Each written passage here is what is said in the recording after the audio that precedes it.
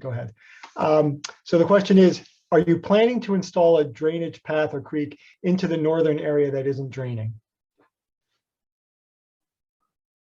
Yeah, I mean, that is the first thought. Yeah, is to reestablish some drainage in that area. Yeah, and that would be what we're considering. Okay. I'm going to go to the next question. Eric Schrading. With predicted 90% loss of salt marsh sparrows in the next 25 years and an increased or accelerated loss of high marsh due to sea level rise, how do we accelerate and expand collective restoration enhancement work in the near term? Which sounds like a question for a few different practitioners, Virginia, maybe Scott, whomever, Joe. How do we accelerate in the near term? Well, I'll take a run at some of that. I think that what we need is a general understanding that these are projects we want to see happen, and figuring out what there's still some, I would say, some regulatory impediments. The regulations are certainly not set up to encourage this kind of work. So anything that we can do there would be helpful. Also, I think that our biggest challenge on this project was timing.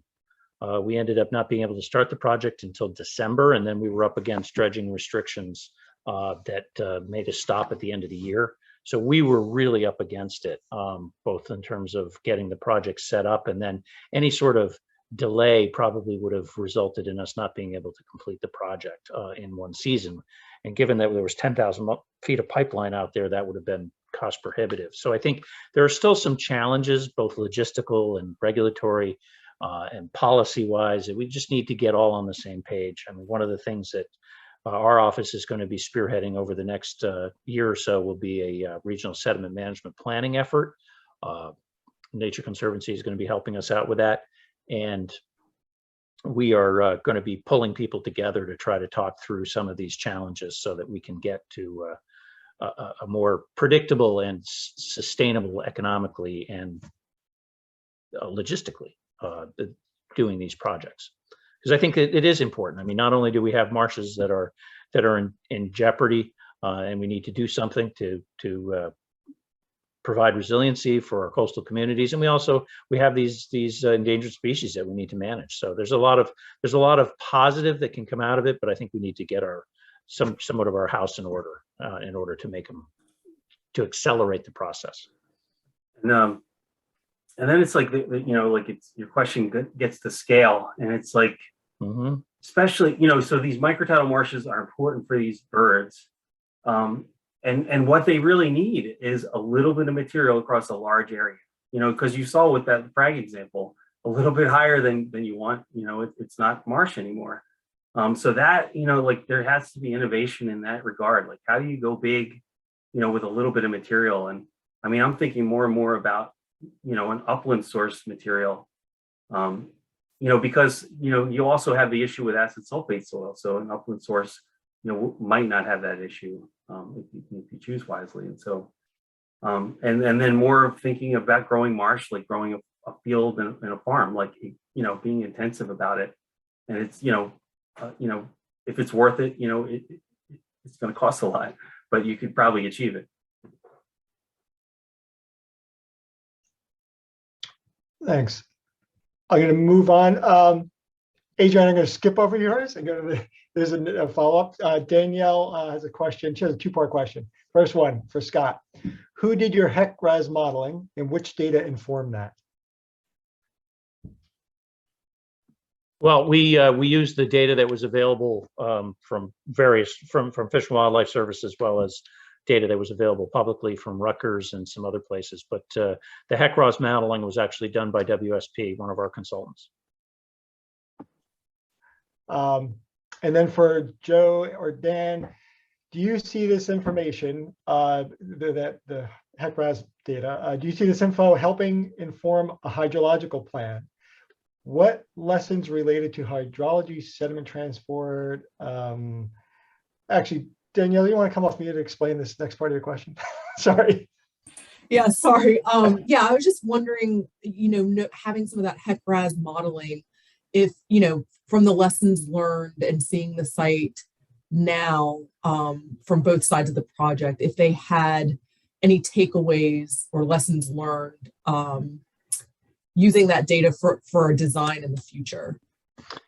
Well, I think, I'm gonna punt this to Dan, because Dan is actually doing some work with us on another site that we're working on a little bit further south, and we're doing a lot more extensive modeling and using that directly in the design process. So go ahead, Dan. Yeah, it's been almost critical, Danielle, to do this ahead of time, even in the planning stage, just so you could do a concept of a placement itself to understand what it could potentially look like, not only during placement to look at the environmental impacts for turbidity and the morphologic change, but also the long term to see how it's going to respond morphologically with tides and waves. So doing it ahead of time, even when you're doing just like the initial concept development of this type of work, the modeling, I think, has become like a critical piece of it to help inform the design. Yeah, like Dan, I think about the sediment transport modeling you're doing. Like, I don't think losing that material, that sandburn material, is a bad thing, because it is replenishing other areas and it is overwash into the marsh, and those are natural processes. So I think that portion of the project, from my perspective, was a success. But for the other portion of the project, Joe and Dan, like, do you see how that hydrological modeling could have helped inform like natural pathways to move water? And like, how would you do that? Maybe like Scott could jump in there too, like knowing what you know about the way water is moving on the site, like where would you have established natural channels, and would that data help you inform that? Well, that's part of what we're doing actually for this other site. We're actually trying to optimize placement to get the conveyance in natural channels. So a lot of times it's you need to place a discharge pipe and just have your mud fraction, your sand fraction in the model and try to understand where it's going to go. And if you have an understanding of where the general location is going, then you can start to identify whether you need to have a couple discharges at different areas and use the tides and use nature engineering with it, if that's what we're talking about, to help the project along. So maybe not you have containment at that site next time is kind of what I'm hearing also. It depends. It's very project specific. Like some sites, like as you can see, some of these marshes in New Jersey have berms. They were bermed in many, many years ago, and you could use that to your advantage in certain cases to help direct some of the material to restore any type of depressions or places that are reverting to mudflats. And the question of containment, it really, like, there is no rule about like any of these projects, like as far as the lessons learned, like, it may not be so broadly applicable, like, no containment or more containment or things like that. This project actually had a fair bit of containment, but still, it was, my take is that there was the flow velocity was enough where, a lot of the material didn't drop out, by the time it, sort of got to the drainage ditches. So if there was a way to, slow that, current down as it's coming across, like site prep to create little, things that slow the water down as it's moving across your target area, maybe that would help drop more of the sediment out. So, maybe alternatives to containment that achieve the same goal of keeping the stuff where you want it. Yeah, I think one of the things that we started out with was this model of a CDF where, it's a confined disposal area, and we're trying to mimic that and then get the material to dry out and then regrow. And we're moving way away from that. Now we're looking at, okay, how do we use the natural hydrology to move the material into places, and looking more at diversion of flow rather than containment of the slurry. And I think we're going to be successful. And certainly as we go to larger sites, we're going to have more flexibility. That's going to improve it a lot. These sites that are like Good Luck Point that are in such bad condition that actually you don't have a lot of vegetation to help slow the water down. I think that the next site we do, we're going to have a lot more vegetation that's going to help us. And I want to call on Suzanne Biggins. You have your hand raised. Yeah, I guess I would like to say over the course of the years, the issue of containment and when do containment and when not to, has been for our department, DEP, a big lesson learned. And we've run the gamut of, at this point, we've had full containment with a couple of projects, and it ended up doing more harm than good. And then on the other side, just kind of working with the existing site conditions and letting the existing vegetation or the existing ground elevations serve as your containment. And as long as it wasn't getting off the marsh and causing additional impacts, we've come around to it being something that we can effectively manage on through the permit process.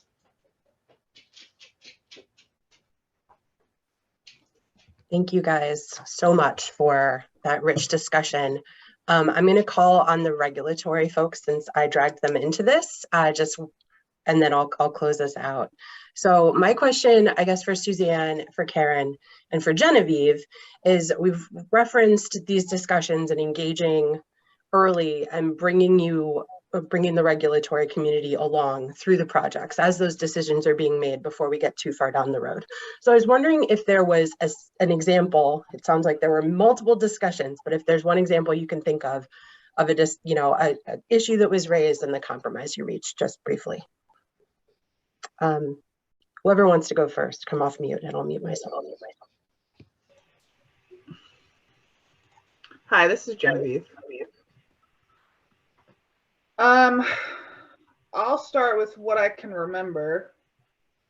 And I think the biggest thing was that when we first started these discussions, New Jersey DOT just wanted to be a part of the dredging aspect and obviously supplying the material on site. But they didn't want to be tied to the restoration aspect of the project. And that's where U.S. Fish and Wildlife came in. They knew that this site needed help. They wanted to do something with it, but they needed material, and they didn't have material that they had access to. So for us, our biggest hurdle on the permitting side was figuring out how can we have two different applicants. Because normally for federal permits, you have one applicant that's doing the entire project. So this is the first time that we said, okay, well, we can actually decipher this as the dredging aspect and disposal as one single and complete project, which for Scott's probably like, yeah, well, we do that all the time anyway, regardless of where we dispose of it. That's always been what we've done with our permits. But because there was a restoration aspect tied to it, we separated that restoration project and made the restoration project its own project. Because we know everyone who wants to do a restoration project doesn't necessarily have the material, and New Jersey DOT and even the Corps, and I'm sure other people have a bunch of material that they don't know what to do with, since there's a lot of CDFs that are filling up recently. So they were like, all right, let's work together. The Corps just need to figure out how can we make this work with our regulations, and especially because the regulations were written, I don't know, 50 years ago at this point, 60 years ago. They didn't really have this in mind, this type of project in mind. So we really put our heads together and tried to see if there was another way to look at the regulations where we could split this up and still be within our rights to do so. That's one of the biggest things that I remember. Great. Sounds like that was huge. Yeah. I'll give Karen and Suzanne each a quick second to answer before we lose everyone, but thank you so much.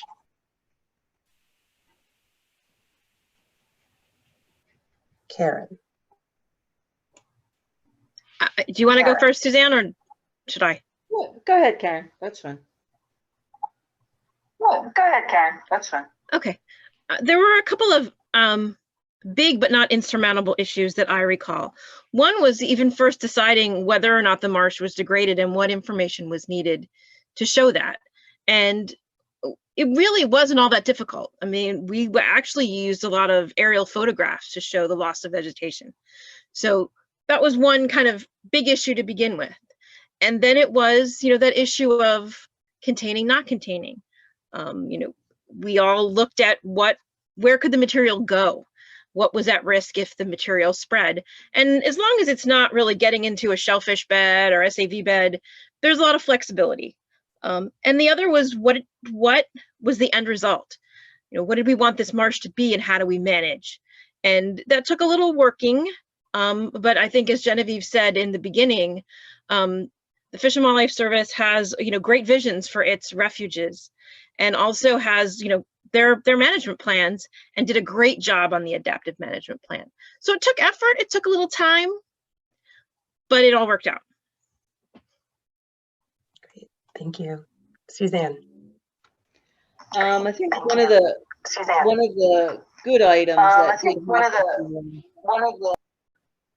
I seem to be echoing, sorry, is that, and it came in the form of U.S. Fish and Wildlife Services Pleasantville branch, in that they were able to help us make the decision that the contaminant profile of the dredge material and that of the location where the material was going to be used was going to, would do no harm from an ecological standpoint. They went through the evaluation of both placement and the dredge material, and provided us with a very thorough kind of ecological assessment that we were able to work with in our review of the project, and the overall benefits that were going to be obviously realized here, but we also didn't want to do any harm by placing contaminants of concern at levels that would be problematic to the refuge. So and we're kind of moving in that direction in our regulatory process, in talking through some of these dredging projects that are trying to match themselves up with a engineered with nature project. So I felt like that was very a useful process for the agency to have gone through. Thank you, Suzanne. Genevieve, did you want to add one more thing? Yeah, I just wanted to add it. You don't need to be a resource agency to work with us beforehand. We have the JPPs in place, and I actually schedule those and hold those once a month. So when you come across a project like this, I don't care how many JPPs you ask for. We are willing to talk with you multiple times. And even if we have to go separate from the JPPs, the resource agencies are always, and the Corps is always open to not a federal or state agency, and you want to talk with us beforehand, we're always here to start the conversation. Thank you. All right, so Danielle, so we're going to ask one more question. So one last question. How were any open water losses, fish habitat impacts issues addressed for the shoreline component of the project? So I could take that one, Adriana. So as part of our monitoring program, we did a pre-placement, and we're going back next month for our 18-month post to see the recovery. As part of the assessment, we looked at the benthic system. So we did video transects on the offshore to mean high water using the boat, and then we also took samples at those same transects to look for macroinvertebrates. So we're going to be doing the same thing next month for our final survey.